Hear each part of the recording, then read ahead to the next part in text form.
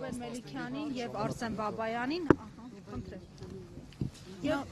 ամփոփելով հիմա այս մինչ ընդմիջումյան հատվածը ձեր դիտարկումները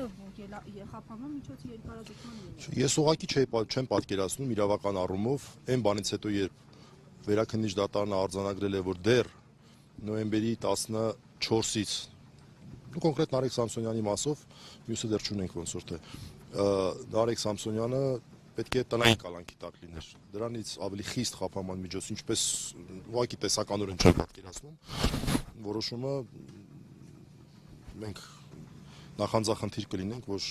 օրենքով սահմանված 5 օրյա ժամկետեր չէ կարծեմ։ Չէ, հանձնել է, հնգորյա ժամկետում մեզ տրամադրվի, սա մի բան է նշանակում, որ այս որոշումը նշանակում է, որ ինչ ուզեն, ում նկատմամբ ուզեն, ինչ ուզեն, կան, սա է նշանակում։ Դուք խոսում եք այս կոլեկտիվ պատասխանատվության ենթարկելու դատարանի դիրքորոշման մասին, փաստացի այսօր էլ այդպիսի մի դրվագի ենք ականատես լինում, ինչ որ խմբի մասին են խոսում, չեն դիտարկվում առանձին արված հայտարարությունները, այս առնչությամբ։ Դա